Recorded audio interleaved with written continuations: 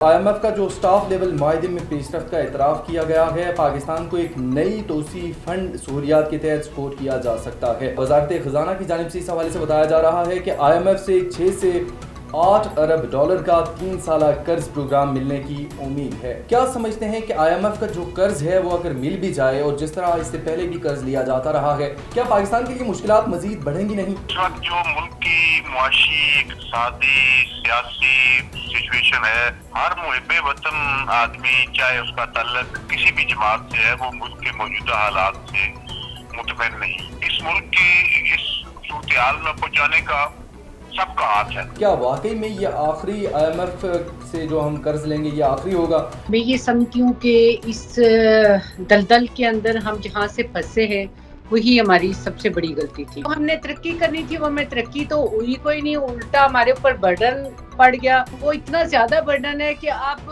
شاید اس میں سے نکلنا بہت مشکل ہے، لیکن ناممکن نہیں ہے۔